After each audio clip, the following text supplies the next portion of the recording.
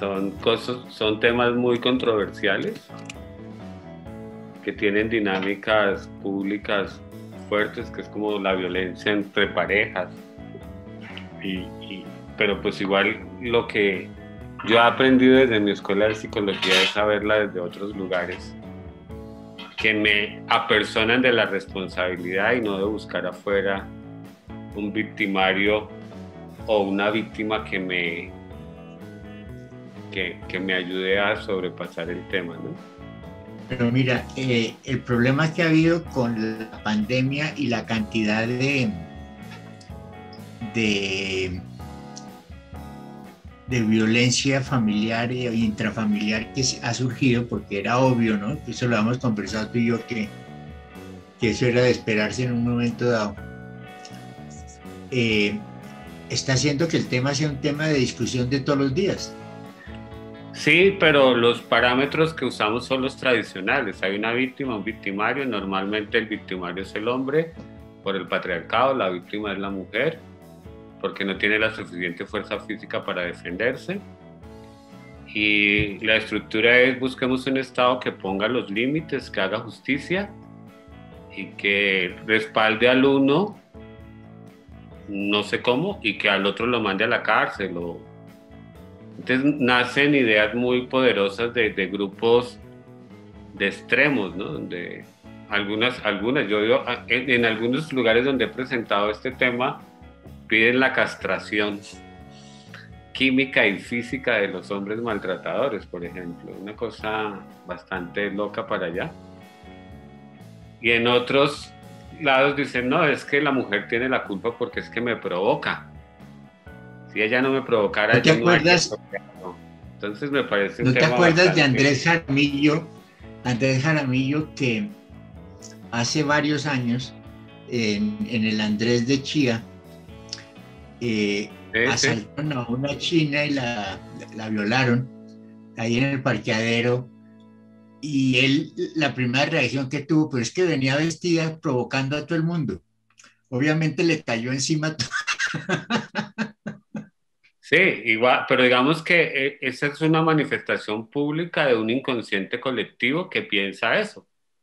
Sí, claro, Que claro. día yo hablaba con mi mamá de un tema parecido, y mi mamá, siendo una mujer muy, muy, muy señora, muy de conservadora en sus cosas, la sensación de ella era esa: es ¿por qué se visten de esa manera? ¿Sí? Entonces veíamos pasar desde la ventana de su apartamento una niña con una minifalda, y la expresión de ella es que mire cómo se viste y mire lo que provocan. Después se quejan de por qué las abusan y de por qué las violan. Entonces yo decía: vean, mire, este es un tema del inconsciente colectivo que le prohíbe a la mujer manifestarse como ella quiera porque está provocando a ser víctima de violencia. Y es un tema que a mí me parece muy interesante, con muchos componentes sociales, muchos políticos, religiosos, pero con uno que no asumimos, y es mi violencia personal. Todos son violentos menos yo. Mi marido es violento, mi hijo me contesta violentamente, en el colegio son violentos, el señor que me cerró en la calle es violento. Todos son violentos menos yo.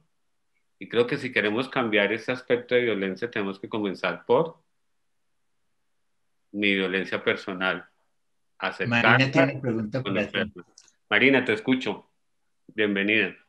Yo tengo un punto de vista, y es que para mí la violencia no tiene género. Es decir, la violencia hace parte de la construcción del ser humano. Los niños en su mayoría son criados por mujeres, y las mujeres son las que están reproduciendo los mismos paradigmas de su generación anterior, o sea, están repitiendo lo mismo. Entonces, cuando decimos patriarcado, yo digo: ¿cuál patriarcado? Si es que los niños están criados es por mujeres, o sí, por mujeres víctimas, por lo que quiera, pero igual la violencia que tiene esos dos extremos de víctima y victimario, igualmente para mí entrar al corazón de un victimario, eso es una soledad y una carencia de afecto y es un infierno, o sea, un victimario vive un infierno, por eso es que es victimario. Entonces, yo lo que digo es que cuando tratan de dividir la violencia por género, al dividir, ahí ya están separando. O sea, la violencia es una cuestión, no tiene género, es una cuestión de construcción del ser humano, es mi punto de vista. Listo. No, me gusta tu punto de vista, por eso me parece que es uno de los temas más álgidos que uno puede tocar públicamente, ¿no? Porque las posiciones son defensivas del género humano, pero al mismo tiempo son supremamente radicales y contradictorias, ¿no?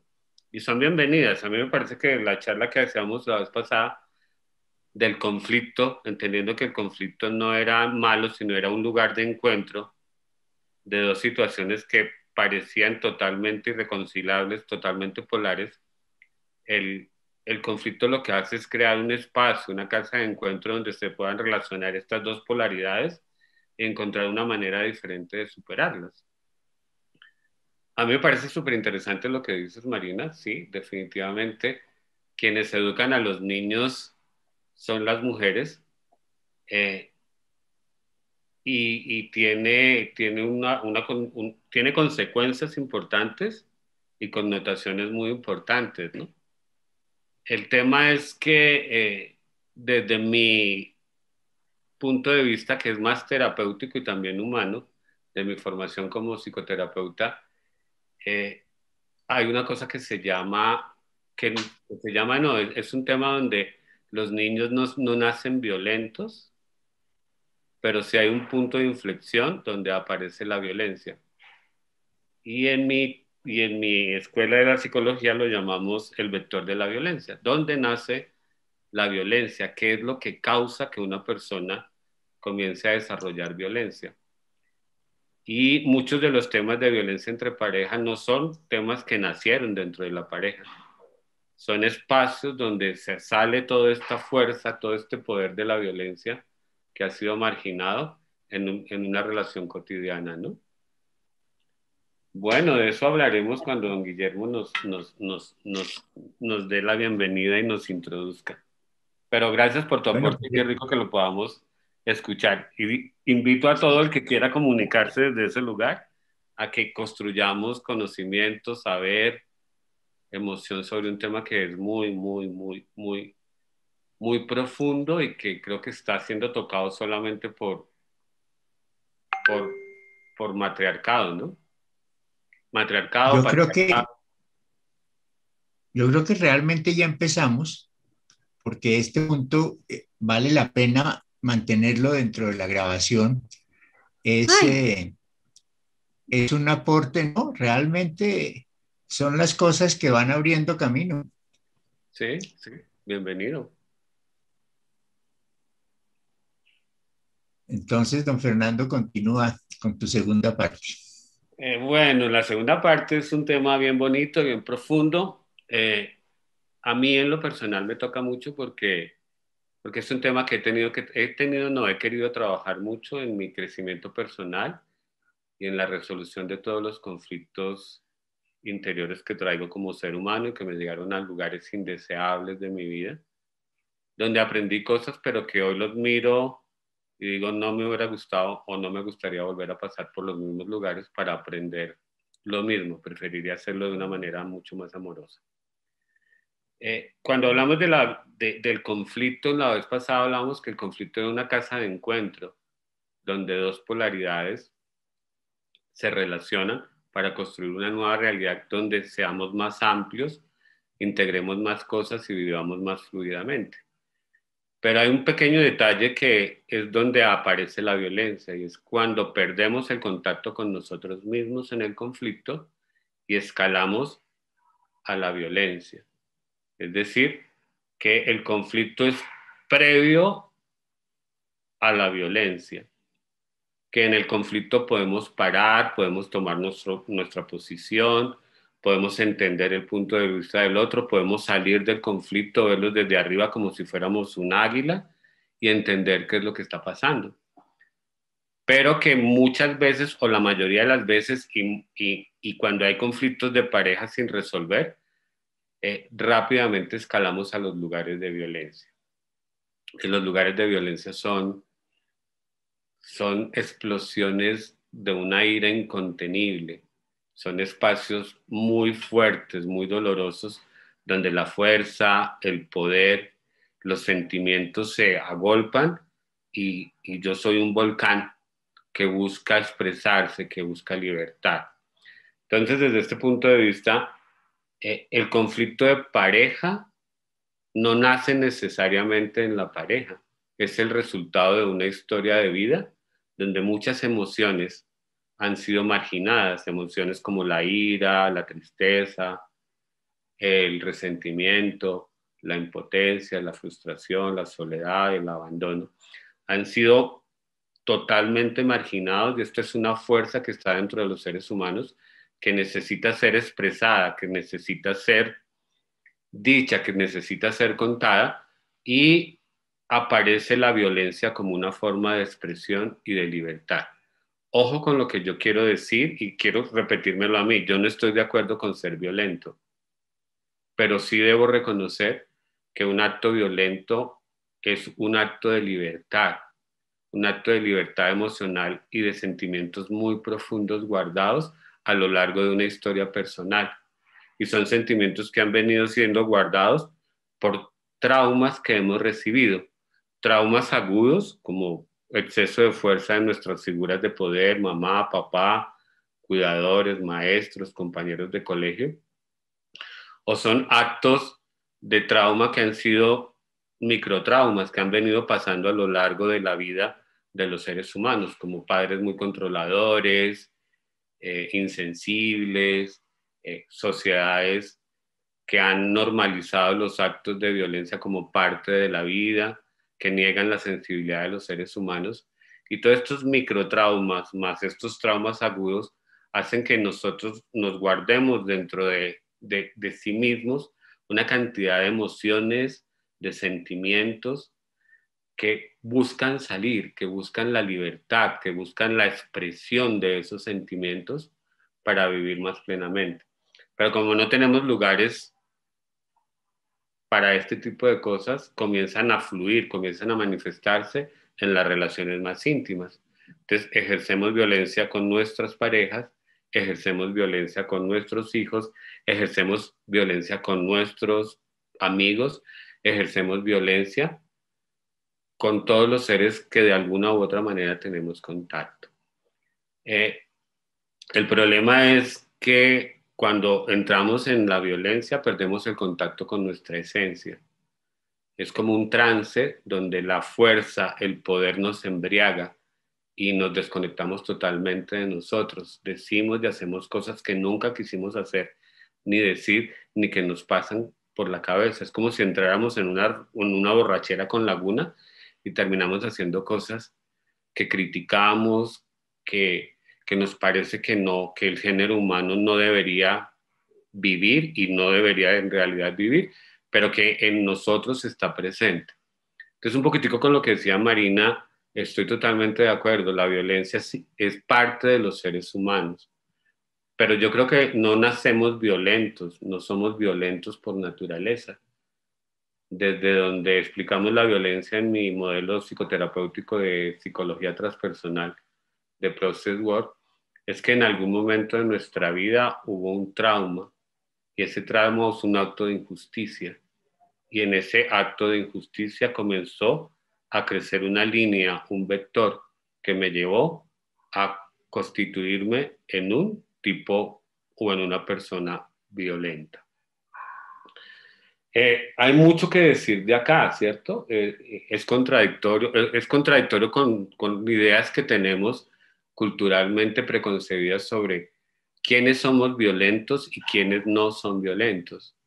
Y en realidad creo que tenemos que comenzar a asumir nuestra propia violencia personal sin juzgarnos tan duro para poder cambiarnos y crear espacios menos violentos, más pacíficos. Si pudiéramos hacer esto, si pudiéramos aceptar que en alguna medida somos violentos y que somos catalizadores de la violencia en las otras personas, tendríamos familias más amorosas, más pacíficas, más sensibles a los actos de violencia y más conscientes de una realidad diferente. De esa manera no habría bullying en los colegios, de esa manera no habría violencia en el hogar y de esa manera tendríamos una relación más sana con nuestro entorno, inclusive con la misma naturaleza. Entonces, desde esta experiencia, la violencia es un acto de libertad del individuo. Ojo con lo que estoy diciendo. No descontextualicen, es un acto de libertad de sentimientos y emociones que tengo guardados como causa de un trauma, de un acto de injusticia que se cometió conmigo, a veces deliberadamente, a veces inconscientemente. En mi experiencia personal, yo vengo de una familia donde se normalizó la violencia, donde educar con juguete estaba bien y se hacía desde el amor. Y yo hoy no tengo ninguna duda que las muchas o pocas muendas que me pegaron eran actos de amor, pero estaban teñidos muy, muy fuertemente por actos de violencia, por sentimientos que mis educadores, mis formadores, mis figuras protectoras no eran conscientes de que estaban ejerciendo una violencia en esa manera de educar. Entonces, cuando Marina hablaba de eso, yo lo interpreto desde ese lugar. No es que las mujeres generen tipos violentos por su efecto de educar a los hijos, es que tienen traumas que posiblemente nunca pudieron trabajar, se convirtieron inconscientemente en traumas, en sentimientos muy reprimidos, y cuando educan a su hijo pierden el control en esa corrección. Se apodera de ellos de ellas y de ellos los actos violentos y pierden la conexión con ese lado del amor y llegan a lugares indescriptibles de maltrato, de abuso, de golpes y de situaciones supremamente dolorosas. Yo he tenido la fortuna de hacer este recorrido y poder entender eso en mi educación. No negar que la forma como fui educada fue violenta, pero sí aceptar que esa no era la intención. Y desde ese lugar poder sanar mi mundo interior, rectificar poder expresar esos sentimientos que estaban reprimidos ante esos actos de injusticia que mi mamá posiblemente inconscientemente conectó conmigo, y no repetirlos en mi relación de pareja, en la educación de mi hijo, en las relaciones con las personas que dependen de una u otra manera conmigo y que me ayuda mucho también para poder vivir más cómodamente y más tranquilamente en la sociedad y con la naturaleza. Marina, ¿quieres aportar algo? Súper bienvenida. De eso se trata, de que podamos hablar del tema. Te escuchamos. Gracias, Fernando. Yo creo que no me expliqué bien. Eh, yo, yo creo que el ser humano per se no es violento. Yo en eso coincido contigo, con lo que has planteado. Yo lo que creo es que cuando se generan situaciones de violencia, bien sean por infancias traumáticas, por la causa que sea, hay que mirar más hacia adentro, exactamente para poder identificar y transformar, que mirar hacia afuera, que buscar un culpable afuera y buscarlo en un paradigma cultural de que es que el patriarcado, que es que ella, que es que él. A eso es que me refiero, que que sí existe una cultura, pero eso está afuera. Lo que yo quise decir cuando construir el ser humano es que cuando ya existe la violencia por la causa que sea, lo que hay es que mirar hacia adentro, no buscar culpables hacia afuera, es mi punto de vista. Gracias. Perfecto, me parece súper bonito. Sí, yo añadiría algo y no dejaría del todo por fuera de todo la cultura, ¿cierto? Por la siguiente explicación que espero ayude. Y es, como hemos sido violentos, hemos sido educados de una manera violenta, hemos comenzado a normalizar la violencia como un acto normal de la vida. Entonces, invadir el espacio del otro a través de un regaño, de un grito, se vuelve una forma normal de corregir. Yo aprendo esa forma violenta, pero ya no me parece violenta. La cultura, de alguna manera, ha asumido que gritar al otro no es violento. Cuando el otro me pone el límite, cuando el otro es capaz de decirme en este ejercicio de colocar los límites, de decir, oye, es que la forma como tú me estás hablando no me gusta, no quiero que me grites, no quiero que eso, inmediatamente pareciera que el otro ejerciera más violencia, ¿no? Y me dice, tan sensible, pues cuidadito se le puede hablar al señor ahora, porque es todo un merenguito, pobrecito, ¿sí?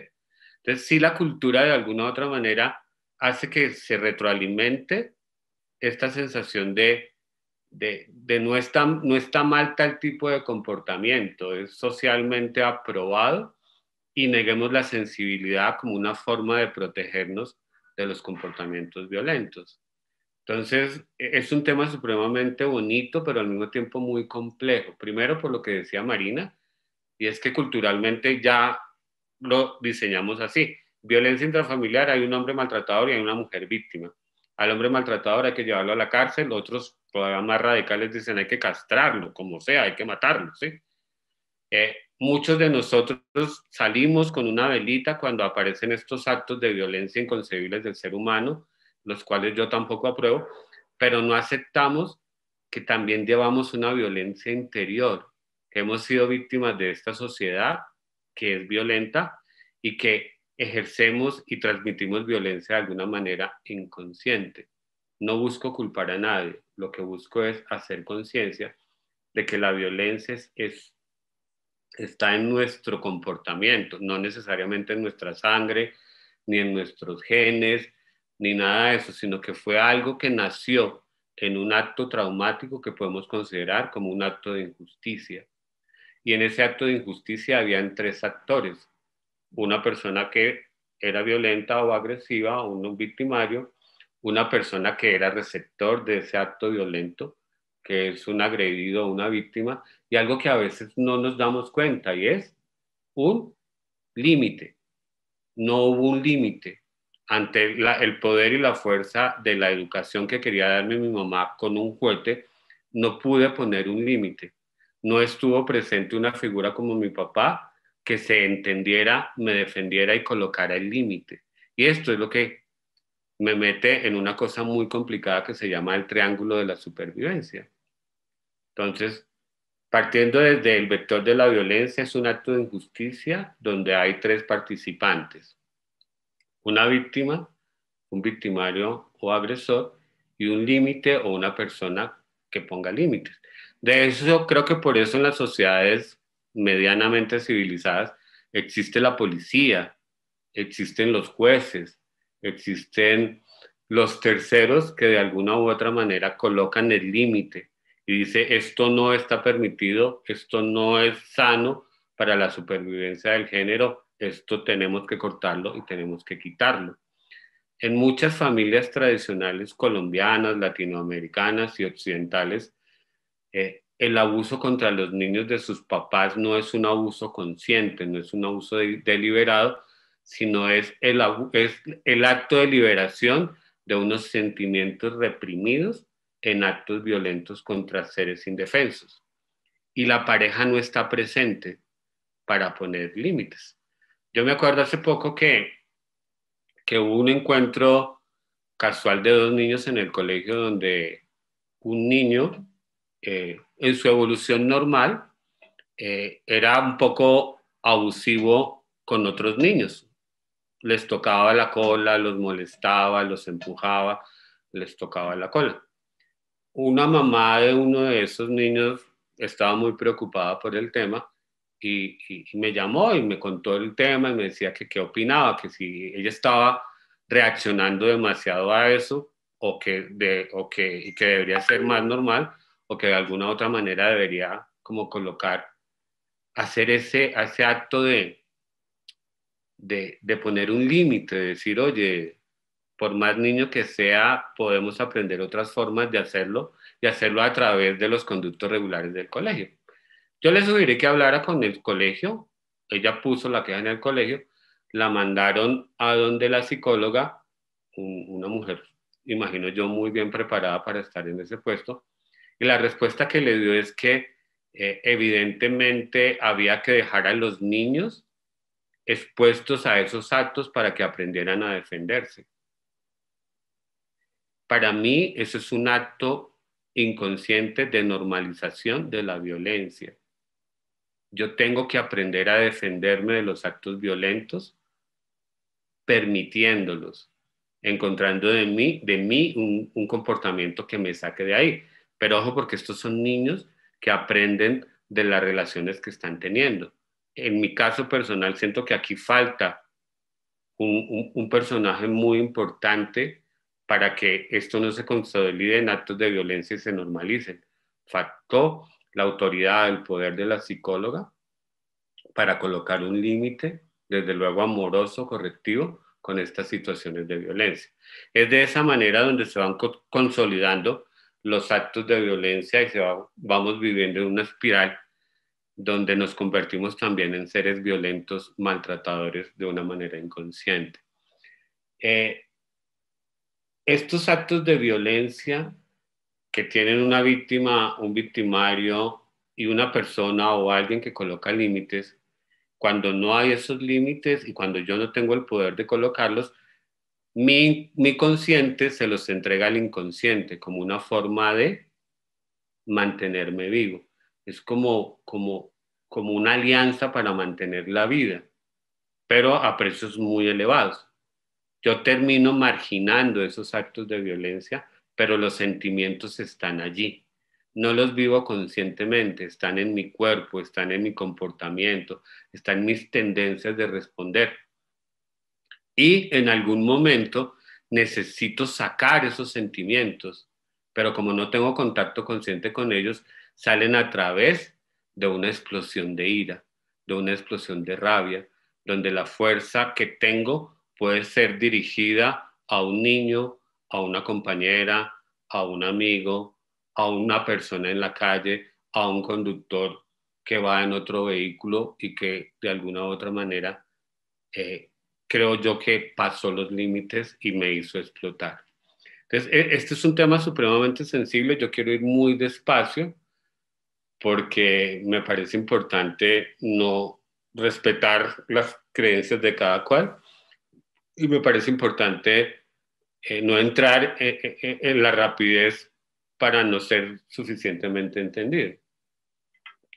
Desde ese lugar, todos los seres humanos, viviendo en una sociedad como la que nos ha tocado vivir, donde hace 20 años no podemos salir a un centro comercial porque teníamos miedo de ser asesinados por una bomba, donde no hubo un Estado que hubiera puesto o que hubiese podido poner los límites y asegurarnos la seguridad como seres humanos, comenzamos a acumular sentimientos que en algún momento tienen que ser expresados. Entonces, desvincular la cultura de mi proceso interior me parece que quedaría un poco cojo. Yo creo que sí tengo que entender que vivo en un mundo violento, donde hemos normalizado la violencia, donde los estados no han podido colocar límites y nos han convertido en seres y han permitido que para poder expresar estos sentimientos tengamos actos violentos y actos violentos en la intimidad del hogar. Este vector de la violencia, quiero dejarlo muy claro, a veces me pierdo, pero me ayudan un poquito, quiero dejarlo muy claro, es un acto de injusticia donde no hubo alguien que pusiera límites, yo marginé todos estos sentimientos, los dejé dentro de mí y entré en una cosa que se llama el triángulo de la supervivencia. El triángulo de la supervivencia viene de nuestro cerebro reptil. Él no pasa por nuestro cerebro prefrontal de pensar.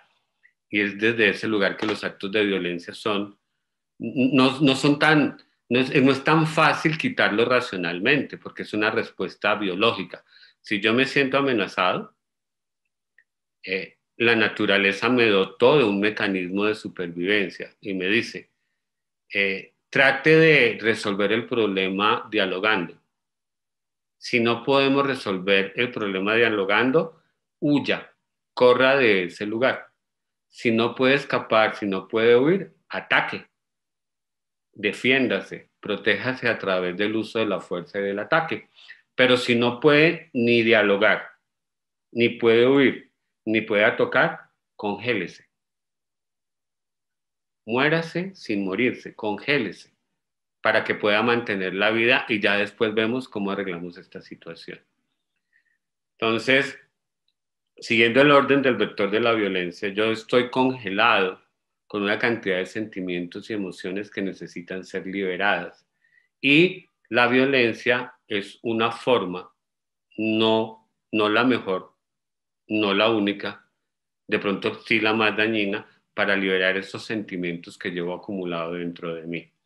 Ese triángulo de la supervivencia me convierte en una persona que siempre está a la defensiva, que siempre está percibiendo actos violentos a su alrededor, que siempre está defendiéndose, que siempre se está protegiendo.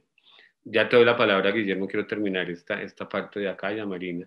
¿Sí? Entonces me convierte en una persona predispuesta a defenderme y a atacar. Entonces me dicen cualquier cosa y yo reacciono de una manera violenta. Me vuelvo una persona, voy a decirlo con mucho amor, he sido una persona problemática, he sido una persona desconfiada, he sido una persona que siempre está sintiendo que me están atacando, que me están agrediendo y que tengo que protegerme. Y en la medida en que reprimo esos sentimientos, estallan en exceso de ira, en excesos de hiperactividad y de reactividad que me hace una persona difícil, que me hace una persona con la cual no se puede vivir. Y esto es lo que yo traigo a mi relación de pareja. Esta personalidad o esta tendencia de personalidad o este comportamiento defensivo, que cuando estoy en el sueño alto de pareja, no pareciera que no está. Pero cuando comienzo a bajar del sueño alto de pareja, donde ya hablábamos en otra conferencia de esto, comienza a aparecer mi reactividad. Y ella me dice algo y yo inmediatamente respondo desde un lugar inconsciente, cargado de energía, cargado de fuerza, pero una fuerza que no es consciente, que no la siento como mía y explota en la cara del otro, le hace daño al otro, maltrata al otro. Esta es la violencia que yo creo estamos reproduciendo o estamos viviendo en la relación de pareja. La relación de pareja es como este crisol donde la cotidianidad, la convivencia hace que yo me conecte con ese inconsciente lleno de situaciones y de emociones reprimidas, de tristeza, de rabia, de impotencia, de desolación, de abandono, y simplemente estalle en una relación y la vuelva supremamente complicada y violenta. Guillermo, ¿tú querías decir algo? Bienvenido. Guillermo, ¿estás por ahí? Bueno, creo que Guillermo... Sí, este tema de la violencia tiene mucho que ver con lo que Caroline Myss presenta como la historia de la humanidad y cómo cada era, cada 2000 años van generando unos cambios radicales en la humanidad. Y empieza, obviamente, con los temas de Aries y de Piscis y ahora la era de Acuario, pero tanto Aries como Piscis son las épocas en que la humanidad conformó las tribus. Y lo más importante era que se viviera en tribu, se actuara en tribu y se obedecieran las leyes, las religiones, los principios de la tribu. En cambio, ya al pasar a Piscis y posteriormente a Acuario, lo que hay es una libertad de pensamiento y una libertad individual que choca contra esa estructura tribal. Entonces, muchas de las reacciones que hay, también ella dice que esa estructura tribal, por llevar tanto tiempo, ya está dentro de nuestro ADN y se trata cada vez que alguien se sale de volverlo a que se meta dentro del patrón de la tribu. Y pues una de las maneras de reaccionar para que se meta dentro del patrón de la tribu es la violencia. Sí, estoy totalmente de acuerdo. Vuelvo y digo, yo siento que la violencia tenemos que abordarla desde todos los puntos de vista, ¿no? Tenemos que abordarla desde lo antropológico, sociológico, lo personal, lo individual, lo familiar, lo político, lo religioso, lo social, porque de alguna u otra manera es una energía que llevamos dentro que está siendo marginada, que no está siendo permitida ser expresada, y de hecho es como contraproducente porque si bien es un acto de liberación que nos podría llevar a liberarnos de sentimientos opresivos y dañinos, la forma como se expresa en el ambiente familiar y en el ambiente comunitario lleva a que sea más reprimida nuevamente, que sea juzgado como un ser violento y que de alguna u otra manera me amenacen con echarme de la tribu, con condenarme a vivir solo por no ser suficientemente adaptado para vivir. Entonces este es un ciclo donde eh, el statu quo nos corrige a través de la violencia, pero nos prohíbe ser violentos, pero vuelve y nos corrige por ser violentos. Y es donde creo que el trabajo individual tiene mucho que aportar, sin desprenderse de todas las connotaciones de las que tú acabas de hablar, Guillermo. Qué bonito ese aporte que me ayuda mucho como a no descontextualizar y decir como los growers, los buscadores. Es que el trabajo de la violencia interior es un trabajo netamente mío y no tiene que ver con lo de afuera. No, y también me ayuda a sacar a los activistas políticos y sociales que los necesitamos, a todos esos grupos que claman por los derechos de la igualdad, que claman por los derechos de la no violencia contra los animales, pero también a que lo traigan al espacio personal, porque a veces la manera como reclaman estos grupos son tan radicales que están ejerciendo violencia contra aquellos con los cuales van en oposición. Entonces, resulta muy paradójico que muchos de los grupos, y lo digo con mucho cuidado y con mucho respeto, que buscan los derechos de las mujeres, son grupos que atacan, que son muy radicales y que son muy violentos en su manera de establecer el equilibrio y tal vez no se han dado cuenta de eso. Marina quería decir algo. No, ¿aló? Sí, te escuchamos. No, Fernando, estoy de acuerdo. Estaba pensando que coincido cuando dices que la cultura también hay que tenerla en cuenta. Sí, claro, es que pues estamos viviendo dentro de una cultura y hay muchas aristas en la parte de la violencia cuando se conforma y en la forma de poder conocer las causas. Sí, era básicamente eso, gracias. Súper interesante. Entonces, volviendo a retomar, porque quiero que dejar muy claro el triángulo de el vector de la violencia, ¿no? Yo no soy violento por naturaleza, no soy un niño que nació violento. Hubo un acto o actos repetitivos, microactos de trauma, de injusticia, que muchas veces vienen del statu quo de educarme para que sea funcional en una sociedad, en un grupo social, en un grupo religioso inclusive, y a veces va todavía mucho más pequeños, ¿no? Como que hay pequeñas tribus o sectas donde son violentos con la identidad de los niños para que se adapten a ciertas conductas y normas que el común ha determinado que tiene que ser y no respetamos la identidad ni la esencia de los seres humanos que están en ese grupo. Esos actos necesitan de un límite o de un organismo o de una persona que proteja poniendo límites a esos seres humanos de esos actos violentos, de esos actos traumáticos. Cuando no hay esa persona o no hay ese límite, yo le entrego a mi inconsciente todos los sentimientos, todas las emociones de esos actos violentos contra mí. Y pueda que no los tenga conscientemente, pero ellos sí modelan mi comportamiento y mi percepción de mí mismo y de mi realidad. Yo he tenido que trabajar con personas que han sufrido actos de violencia donde no ha habido una figura que coloque límites, los han intronizado tan fuertemente que han llegado a interpretar que no tienen derecho a la vida, que son un estorbo, que son una carga, que son lo peor que puede pasar y cometen suicidio, o por lo menos lo intentan. Son seres humanos que cuando entran en el triángulo de la supervivencia, atacan, huyen, se congelan y es como un carrusel donde no tienen salida, ¿no? Y viven vidas muy difíciles, llenas de depresiones, de ansiedades, de estados de bipolaridad, de estados expandidos de conciencia muy dolorosos, muy difíciles, que los llevan a tener actos contra su propia vida.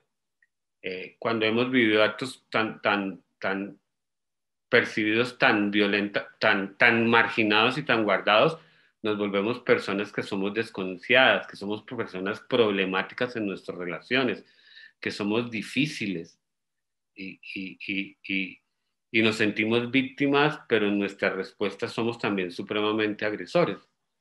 Yo a esta historia de vivir en este triángulo de la supervivencia me convertí en un vengador, en un justiciero, en un buscador de justicia en mis relaciones de pareja, en mis relaciones laborales. Tengo que decirlo con mucho cuidado y con mucho respeto. Cuando comencé mi trabajo de terapeuta con adictos, fui bastante violento en la confrontación con aquellas personas para intentar, comillas, reeducarlas en modelos que ya hoy no practico y que no juzgo, pero que no le recomiendo a nadie. Y como que pude exteriorizar todos estos sentimientos a través del uso del poder que me daba ser terapeuta en una comunidad terapéutica contra otros seres humanos, donde no tenían la posibilidad de colocar un límite porque eran señalados como marginales, como, como indigentes. Usaban o se usa una palabra que yo odio, la voy a usar acá para ponerla en contexto, desechables. Y yo sentía que podía tener la autoridad de maltratarlos más para que entendieran y cambiaran. Yo soy víctima de esos sentimientos reprimidos en relaciones de pareja, que espero que ya no esté pasando, ya no tengo una relación de pareja ahora, porque me dediqué a quedarme quieto después de mi separación, donde me di cuenta que yo era una persona violenta, tal vez no pegaba, no rompía la loza, no gritaba, pero tenía una forma de expresar mis sentimientos pasivo-agresivo, mis miradas, mis tonos de voces, mi manera de llevar al desencuentro, mi manera de corregir al otro, de pedir el equilibrio era bastante desagradable, bastante violenta, hasta que tuve la fortuna, y hoy lo veo como una fortuna, de tener un ser que entró en sobriedad y dijo, yo no quiero vivir con este personaje, no quiero que mi hijo viva con este personaje. Creo que ese es el fondo que quisiera que los seres humanos no tocaran, que pierdan sus hogares porque no son conscientes de la violencia que llevamos interiormente. Creo que no es justo que eso pase. No es justo que traigamos una historia, la reproduzcamos en actos violentos en un lugar donde nunca se produjo contra mí por lo menos esa violencia y termine o por un lado perdiendo la relación, rompiendo un hogar y por otro lado generando violencias nuevas contra los nuevos seres humanos que vienen. Ese es mi interés hoy en este acto. Reconocer que una persona que ha sido violenta puede cambiar, se hace conciencia de la violencia interior que lleva. Para esto es importante que no se sienta culpable con eso, pero sí que se conecte con la humildad y sea capaz de confrontarse consigo mismo y decir, yo hago actos de violencia contra los seres que más amo y contra mí mismo. Estos actos, ya Álvaro, te doy la palabra, permíteme un segundito.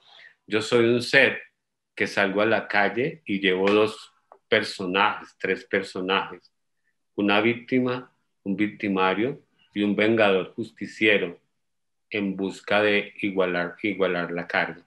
Es supremamente doloroso reconocerlo, pero en la medida en que yo he podido venirlo haciendo, me he liberado de mucha violencia en mi vida, mejorando las relaciones con los seres que amo y mejorando las relaciones con el entorno que tengo. Álvaro, tú querías decir algo, bienvenido, gracias por estar con nosotros. Yo parezco locutor de radio.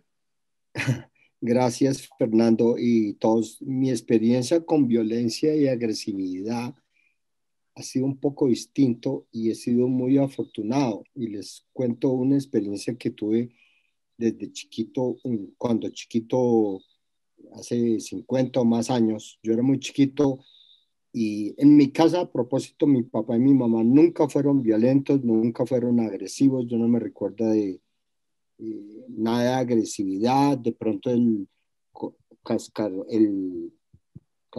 en la cabeza un poquito, pero nada de agresividad. Y una vez estábamos manejando con mi papá, yo veo que mi papá en la carrera 19 con la calle 60 y pico, y un tipo, en ese entonces era muy común, muy frecuente ver agresividad entre choferes, hasta el punto que yo me recuerdo haber visto una persona bajarse con un puñal, agredir a otro porque se le había cerrado o se le había hecho alguna cosa de tráfico. Y yo siempre tenía pavor de esas situaciones. Entonces, una vez iba con mi papá en el carro y no sé qué pasó, no sé si mi papá hizo algo no apropiado o el otro era una persona ya violenta de por sí. Entonces, paró el carro, el que estaba ahí, paró el carro y se bajó con una herramienta, con una eh, cruceta o algo para tratar de agredir a mi papá. Y mi papá, en vez de bajarse a argumentar o a tratar de convencerlo o algo, mi papá dio la vuelta y nos fuimos para otro lado. Eh, y yo desde ese entonces tengo la noción casi automática que cuando uno se está poniendo, cuando yo me estoy poniendo bravo o con ira, eh, trato de evitar la situación para escalar, que escale la violencia o la agresividad. ¿Okay? Vale, Álvaro, me parece muy interesante tu apunte. Yo he conocido contextos donde la gente no se considera violenta, pero sí reconoce su ira. Nos es más fácil reconocer que somos personas iracundas, que perdemos el control, porque la violencia tiene un estigma social muy fuerte, ¿no? Claro. Estigma cultural muy fuerte. Entonces, y como digo, ser violentos, no, nadie quiere ser violento, nadie tiene en su sangre ser violento. Y no la reconoce, es como si se hubiera puesto una venda y no la pudiese ver. Yo trabajo con hombres cada vez más, afortunadamente, pero todavía son muy poquitos los que se atreven a llamarme y pedirme una consulta porque sienten que su relación se va a terminar porque son violentos. La mayoría me dice, mire, me tomé unos tragos, yo no soy así, yo tampoco bebo mucho, perdí el control, me dio muy mal genio, yo sí tengo que reconocer y ya de aquí tengo que reconocer que tengo una ira profunda, que no sé por qué, pero yo no soy violento porque no tiro, porque no golpeo, porque no pego y perdí el control y mi señora dice que se va a separar de mí, ayúdeme, yo no quiero perder mi matrimonio. Reconocer la violencia es supremamente, es un acto de una humildad muy grande. Es un acto de haber tocado un fondo como el que yo toqué, por ejemplo. Yo nunca me consideré un ser violento. Todos los violentos eran los demás, los que, como dice Álvaro, con todo respeto, se bajan con una cruceta, son todos aquellos que gritan, son todos aquellos que no, yo soy una persona que se defiende, yo soy una persona que pone límites, yo soy una persona que le dice clarito lo que le tengo que decir al otro, clarito, en este tono de voz, y no me doy cuenta que estoy ejerciendo violencia. Primero, porque es un estigma muy fuerte y segundo, porque está muy normalizado. Nosotros vivimos en un país violento, que tenemos una historia de violencia desde la conquista, ¿sí? Donde los conquistadores iban donde los aborígenes y les decían, entréguenos el oro que tienen y si no lo tienen, los matamos. Y si se daban cuenta que no tenían, entonces entréguenos a aquel vecino que tiene oro y si no te matamos a ti, te matamos la familia. Estamos incluidos en un grupo grande donde hemos marginado los actos violentos, aceptamos que somos iracundos, pero nunca conectamos la ira con actos de violencia. Y yo sí quiero como conectar eso acá. La ira es un acto de liberación de sentimientos, pero como sale ese acto de liberación de una manera tan poderosa y tan fuerte, termina siendo actos violentos contra mí mismo y contra los seres humanos que están al frente. Mi invitación es esa, a, a tratar de mirarnos con humildad y reconocer que esa ira que yo no quiero tener, que no me gusta, pero que puedo reconocer, puede ser el resultado de emociones y sentimientos marginados en actos de violencia que fueron cometidos en el pasado y que en el presente se están representando. Y como el tema es, pues como que este es de pareja, el lugar donde yo lo reproduzco, porque de alguna manera me siento seguro, es en el hogar, es con mis hijos. Entonces, muchos padres dicen que no los castigan a sus hijos, que no son violentos, y yo les creo, ¿sí? Pero sus actos, sus pequeños microactos, cuando el hijo hace algo que no está de acuerdo con su norma de lo que es la educación, con su norma de lo que es vivir en sociedad, con su norma de no ser que esto, viene ese pequeño acto de violencia eh, que parece sencillo, que parece suelto, ¿no?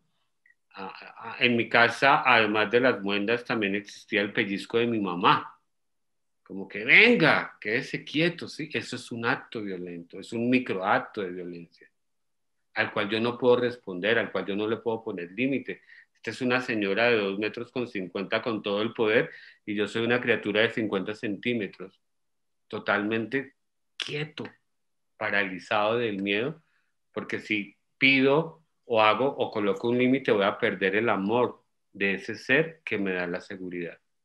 Por esto, creo que esto tiene que ir un poco más allá de lo que hay por encima, ¿no? Tiene que ir a lo que es mi educación y tratar de verla desde otro lugar.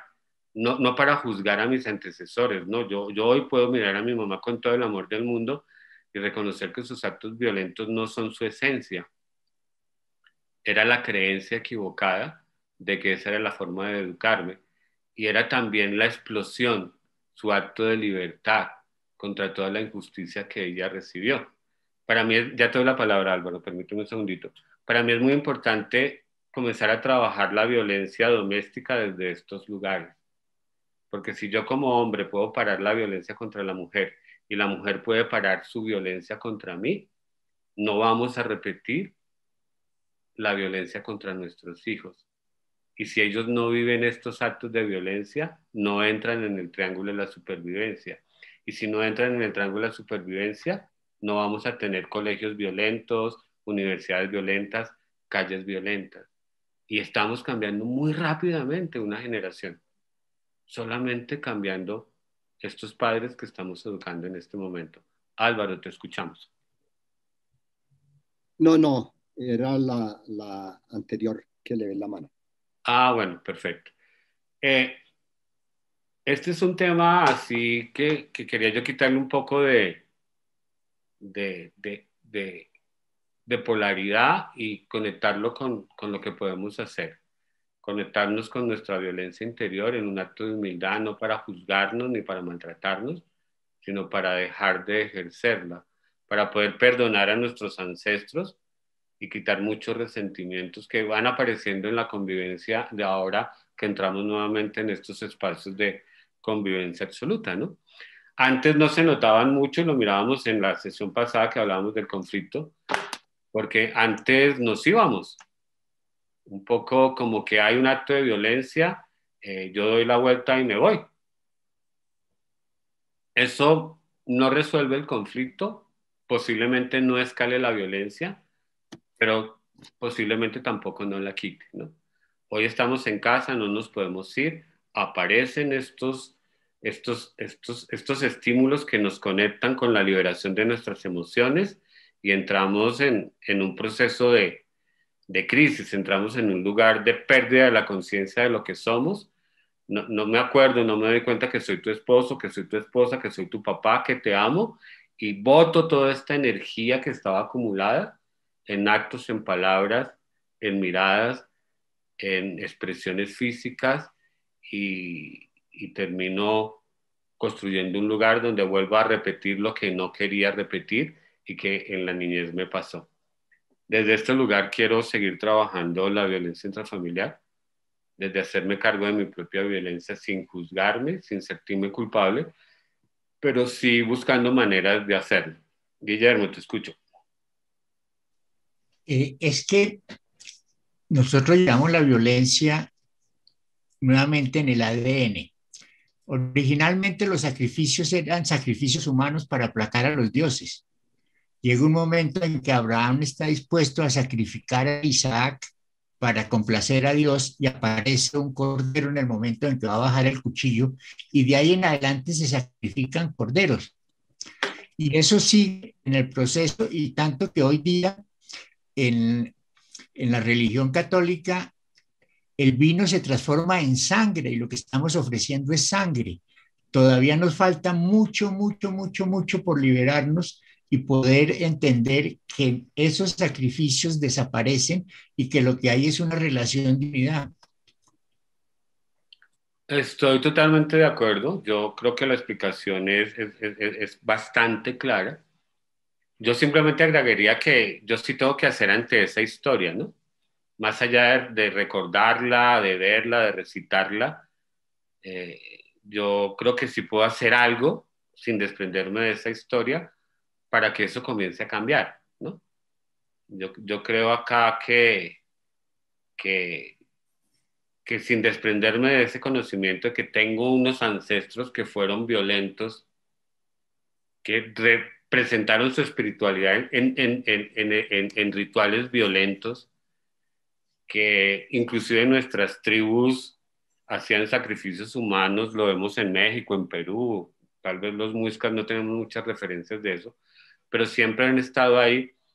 eh, Nos ayuda mucho a entender que tal vez no somos violentos por naturaleza, pero que sí somos violentos por una construcción cultural, de la cual estoy totalmente de acuerdo con lo que decía Marina. Yo no me puedo retraer, no puedo salir, pero puedo tomar decisiones para que esa construcción cultural no pese tanto en mi comportamiento diario.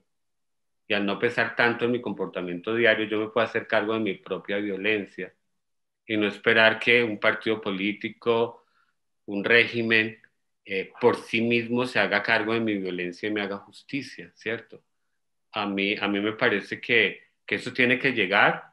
Lo que pasa es que el tiempo de la humanidad es diferente al tiempo mío, ¿no? Para mí 20 años es toda una vida, para la humanidad 20 años es un segundo. Entonces sí creo que sí estamos caminando allá. Yo quisiera autonombrarme pionero de este cambio, haciéndolo personal, sin desconectarnos de lo político, de lo religioso, de lo social, ¿no? Como que cuando aparezca la idea de que es que yo soy violento porque mis ancestros sacrificaron los dioses, puedo decir, sí, es verdad, pero yo puedo hacerlo diferente. Yo puedo conectarme con esas emociones y puedo simplemente dejar que salgan de una manera más consciente, más clara, y yo puedo utilizar esa energía en mi propio beneficio y en los demás. Esto no quiere decir que yo tenga que volverme un pendejo, y perdonen la expresión, donde deje que los demás me atropellen. Es que yo pueda aprender a manejar mi dureza con amabilidad, donde yo le pueda poner el límite al otro que lo necesite cuando tenga que hablar duro, pero hacerlo con amabilidad. De hecho, esta semana tuve una experiencia que quisiera compartir sobre cómo es esto de complejo y también de fácil a la vez y de bonito. Yo estoy llevando un pleito donde necesitaba un perito.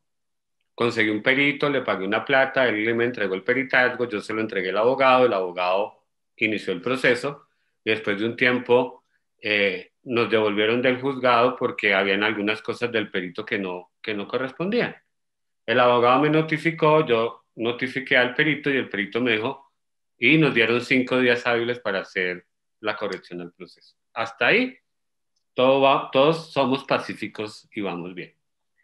Llamo yo al perito y le pido el favor de que me haga la corrección. Él me dice, sí, esta tarde a las 5 de la tarde lo tienes en tu mail. Y yo digo, bueno, a las 5 de la tarde está bien, tenemos 5 días hábiles, en el primer día ya lo resolvimos, bienvenidos, todos vivimos pacíficamente, qué armonía de sociedad, todos somos cumplidos, todos somos bellos y soy absolutamente pacífico. Pasa un día y no me contesta, yo ya comienzo a conectarme con estas emociones de, este me dio la cara de pendejo, este no me va a cumplir, así son todos los peritos, nadie cumple, todo entré en esa sensación de ser abusado de injusticia. Inmediatamente me conecté con eso sin darme cuenta. Ya me sentí que este personaje, como si, y comenzaron a pasar ideas por mi cabeza, como si en el momento que le pagué, sí pudo cumplirme, me llamó, me dijo y ahí estaba, pero ahora que necesito que haga algo, no se le da la gana de hacerlo y me convierto en víctima y lo convierto él en mi enemigo. Más sin embargo, como he trabajado un poquito en mi violencia, digo, ¿será que yo estoy aquí siendo problemático? ¿Será que estoy como muy apenas ha pasado un día, démosle otro día, ¿sí? Al día siguiente tuve mucho trabajo, se me olvidó que tenía que hacer y él nunca me mandó nada. Para no hacerles el cuento muy largo, eh, faltando un día para que se venciera el término, volví a escribirle al perito y él me dijo, se lo mando en una hora. A la hora no, y yo entré en un proceso de ira y de víctima y de sentimientos de impotencia, vamos a perder el pleito, este no sabe lo que estoy perdiendo, y mi mente se llenó de una cantidad de sentimientos, créame que yo necesitaba un terapeuta en ese momento, por lo menos un loquero. Qué cosa que mi cabeza decía, mire, vas a perder el pleito, y esto es importante, y es que este señor no te cumplió, y es que la vida es así, ra, ra, ra, ra, ra, ra, ra, ra. Y ese día estaba con Simón, mi hijo, acá. Y en algún momento mi hijo me dice, ¿por qué estás tan serio? Y yo volteo con esta talento y le digo, yo no estoy serio, tengo dificultades, ¿sí? No es contigo, pero mire cómo ese pequeño acto en el tono de voz, en la inflexión, es un pequeño acto de violencia que se comienza a normalizar. Puedo maltratarte y puedo gritarte aunque no esté bravo contigo, porque es que yo me lo merezco, porque es que soy víctima de maltrato y porque soy víctima de cosas que los demás no hacen. Cuando él me preguntó eso, como que yo tengo un angelito o una conciencia o un poder superior que a veces me habla al oído y me dice, mira lo que estás haciendo. No siempre lo oigo, a veces lo mando para el carajo, pero esta vez lo pude oír y pude mirar a mi hijo y decirle, ve, discúlpame, no debí contestarte así. ¿Sí? Y mi muchacho se queda mirándome, me sonríe y me dice, qué rico que ahora te des cuenta. Qué rico que ahora te des cuenta. Es un chico de 11 años que ya tiene una sensación de percibir, ¿no? Como cuando papá eh, perdió el control, ¿sí? Y le suena amenazante con él. Eh, Acto seguido yo comienzo a entender que tengo que colocarle un límite a este arquitecto, a este personaje que tiene que hacerme el perito. Yo lo llamo, no me contesta el teléfono, le mando un mensaje, no le contesto el teléfono y decido simplemente respirar profundo, meditar un poquito y ponerle un mensaje de voz a su WhatsApp donde le digo con mucha firmeza que me parece que no vamos en buen sentido. Utilizando eso que les explicaba ahora, poder utilizar mi dureza pero con amabilidad, poder reclamarle con certeza, con firmeza, pero con amabilidad lo que no me parecía que estaba haciendo.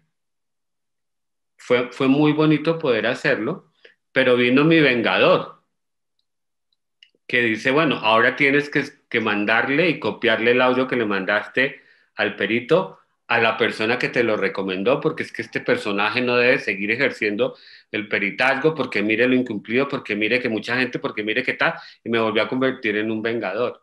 ¿Sí?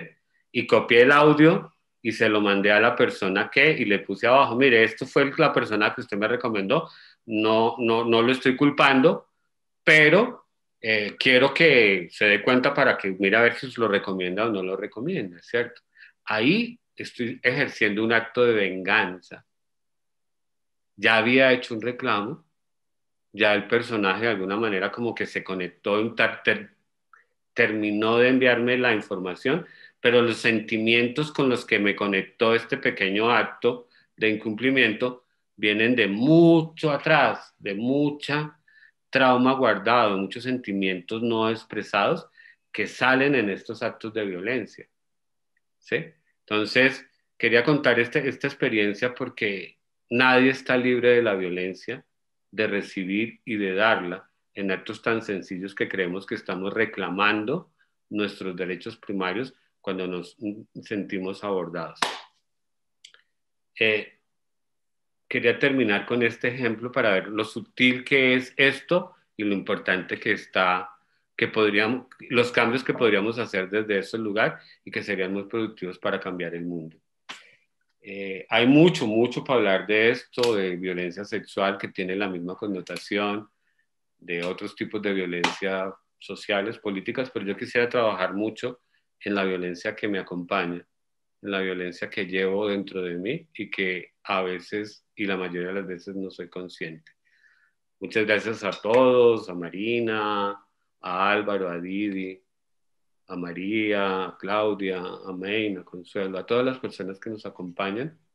Les dejo como esta pequeña introspección y nada, mi correo siempre es el mismo, somosbuentrato@gmail.com.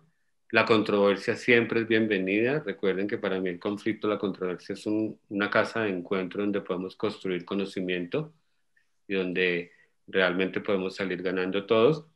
Y si conocen a alguien o quieren trabajar su violencia interior, ese es mi correo.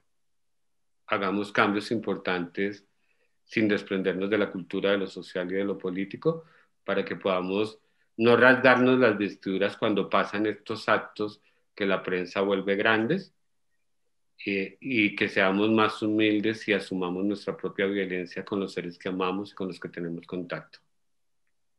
Guillermo, todos.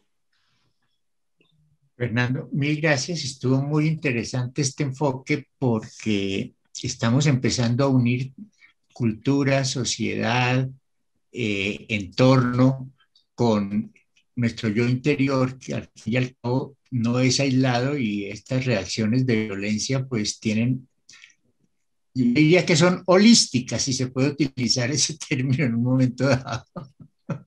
Términos que se vuelven muy interesantes hoy en día. Mil y mil gracias. Marina, gracias a ti por tu comentario. Qué chévere que pudiéramos abrir esos espacios de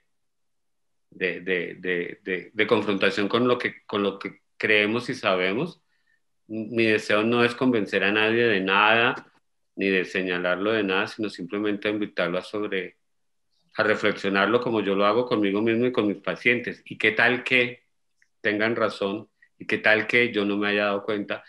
A mí ¿y qué tal? Me sirve mucho, me ayuda mucho. Gracias, Marina, por estar aquí. Álvaro levantó la mano. Álvaro, sí, te escuchamos. Muchas gracias, Guillermo y Fernando. Estaba el último comentario sobre la venganza que le contestaste a tu hijo bien y educadamente, pero tuviste o hiciste un acto de venganza con el contratista o lo que sea, diciéndole, mire, para que no vuelvan a contratar esta cosa. Pasa mucho, mucho en este país.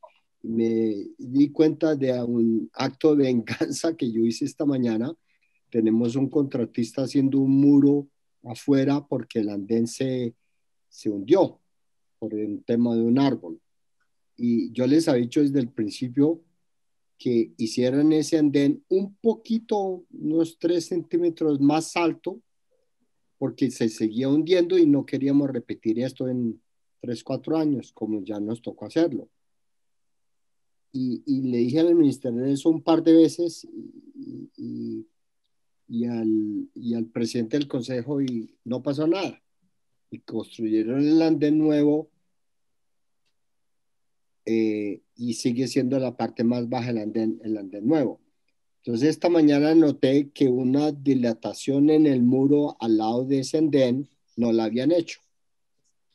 Entonces llamé y le dije, mira, Gustavo, para hacer una dilatación en el muro? Y me dijo, sí, sí, hay que hacer una dilatación. Y dije, pues el muro ya está casi terminado y no tiene dilatación.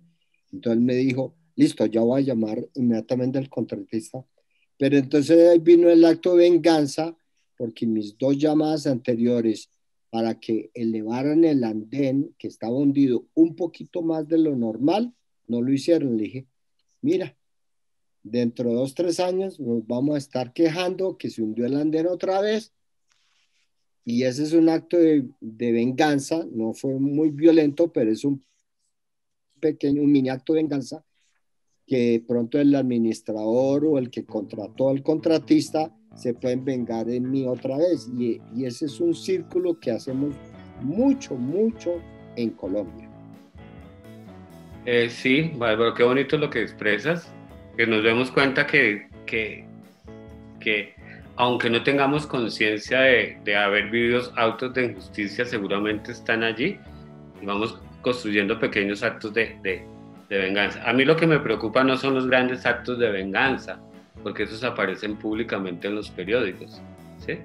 A mí los que me preocupan son los pequeños actos de venganza que yo hago contra los seres que amo, ¿sí?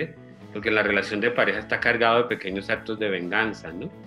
Ah, no me sirvió la sopa, o no me la sirvió como yo quise, o no me planchó la camisa, ya va a ver lo que va a pasar, ¿no?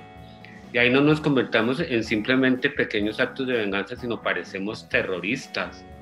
Porque yo sé lo que le tengo que decir, sé cuándo se lo tengo que decir y dónde se lo tengo que decir. ¿Alguien ha cometido esos actos de mini terrorismo, de violencia claramente enfocada en un ser humano, planeada y dirigida? Que levante la mano. Bueno, menos mal ustedes no lo hacen, solamente yo. Ah, bueno, Álvaro conmigo. Tenemos esos mini actos de venganza. Menos mal no son tantos como yo creía, y eso me llena de... Ah, Claudia también. Eso me llena de respeto por la unidad. Gracias por estar acá.